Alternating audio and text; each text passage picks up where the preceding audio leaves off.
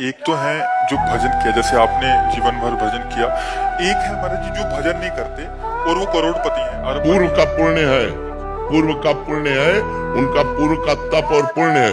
वो उनको जिस समय उनका वो क्षीण होगा तो फिर क्या पता नाली के कीड़ा बने। महाराज जी क्या वो सुखी हैं? केवल धन हो? नहीं, बिल्कुल आसान है। हमको कोई कहे ये नीच आदमी है तो कोई गलत थोड़ी कह रहा।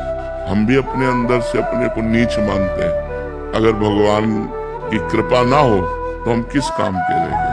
किसी काम के नहीं रहेंगे। तो हम तो नीच है पर बहुत ऊंचे से जुड़े हुए हैं, भगवान से जुड़े हुए हैं। तो जो दूसरों का मंगल हो रहा है, जो दूसरों को सुख मिल रहा है, वो भगवान से मिल रहा है, हमसे नहीं मिल रहा है। तुम तो पहले कहते हम नीच है, अधम है। अगर आपका मंगल हो रहा तो भगवान से हो रहा, मेरे से नहीं हो रहा।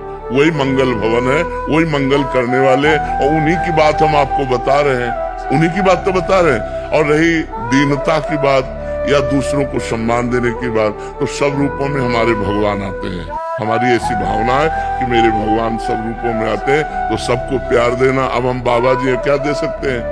हमारे पोषण के लिए तो आप लोग देते हैं। अब हमारे पास बचा क्या? यही बचा, सबको प्यार देना, सबको सम्मान देना, सबको दुलार देना। इसके बाद अब जैसी जिसकी दृष्टि है वैसा उसे प्रेमानंद दिखाई देगा, नहीं दिखाई देगा। अगर हरा चश्मा है तो हरा दिखाई देगा, लाल है तो लाल दिखाई देगा, पीला है तो पीला दिखाई देगा। लेकिन भगवान के हैं ये बात पक्की है, बहुत बड़े भगवान हैं और उनकी शरण में तो उसी का आपको लाभ प्राप्त होता है। तो ये बच्चा जिसका जैसा भाव है वैसा जाकी रही भावना जैसी, प्रभु मूरत देखी तिन तैसी। जैसी हमारी भावना होती वैसा हमको दिखाई देता है। और ये एक अरबपति का छोटा बच्चा भी हाँ, तो इसी ठसक में हम बोलते हैं और कोई बात थोड़ी। भगवान के हैं, बस इसी बात से हम बोलते हैं। हमारा वृंदावन, हमारे प्रिया जो हमारे बिहारी बिहारिन जो, और इसकी चर्चा कोई भी कर सकता है कि जो अधिकारी हो उससे कर सकते हैं, अनाधिकारी से इसकी चर्चा भी नहीं कर सकते। और उसी का चमत्कार आप देख रहे हो, और तो कुछ नहीं है। एक तो है जो भजन किया, जैसे आपने जीवन भर भजन किया। एक है महाराज जी जो भजन नहीं करते और वो करोड़पति हैं। पूर्व का पुण्य है, पूर्व का पुण्य है, उनका पूर्व का तप और पुण्य है।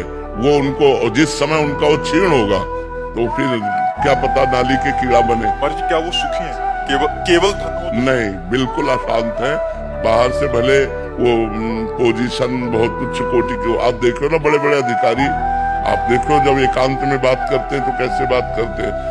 सुख कैसे हो सकता है? सच्चिदानंद भगवान से चित्त जोड़े बिना कामनाएं नष्ट नहीं होती। कामनाएं जब तक होती है तब तक सुख कहाँ है? अशांति है।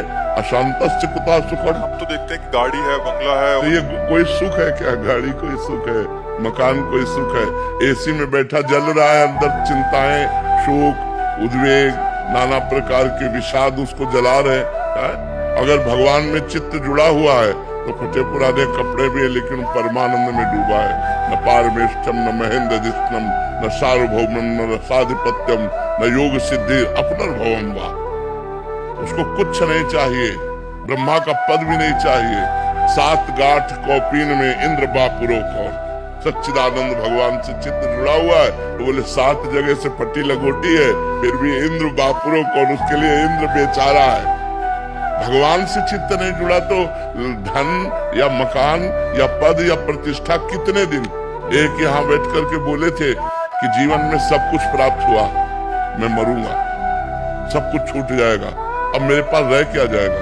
हमका ठीक, ये ठीक तुम्हारी सोच है, क्योंकि तुमने भजन नहीं किया और सब कुछ किया तो लौकिक सामग्री है, लेकिन मरने के बाद ये सब छूट जाएगी। तो मरने के बाद न बिहारी जी का चिंतन किया, न हरि का चिंतन किया, तो तुम्हारे पास है क्या? कुछ नहीं, जाओ यहाँ से। ऐसे ये तो कोई सिखाता ही नहीं ना, ये तो अभी पता लग रहा है क्योंकि आपके पास आ रहे हैं और अपने मन की व्यथा सुना रहे हैं। तो इसीलिए तो कहा जाता है बड़े भाग पाई सत्संगा और बिना प्रयास होए भव भंगा। जब बड़े भाग्य उदय होते हैं तब संतों का संग प्राप्त होता है, और जब संतों का संग प्राप्त होता है तो संसार का राग नष्ट होता है और भगवान से प्रीति होती है, भगवान के मार्ग में चलना होता है। अब मोहि भा भरोसा हनुमंता, बिनु हरि कृपा मिले नहीं संता। जब भगवान की असीम कृपा होती तब सत्संग, ये जो बातें आपके कान में पड़ रही ये तब सुनने को मिलते हैं, ऐसे थोड़ी मिलते हैं। नहीं तो बस वही रुपया पैसा मांस मछली नाना प्रकार के बस गंदे आचरण, बोले बड़े मौज में है, बड़े मस्ती में है, ये कितने दिन की मस्ती। जब मृत्यु आएगी तुम्हारी सारी मस्ती को छिन्न भिन्न कर देगी। तो अगर कहते क्या भजन करने वाले के ऊपर मृत्यु नहीं आती, शरीर को ले जाती है, लेकिन उसके पास जो खजाना है वो लोक परलोक हर जगह आनंदित रहता है।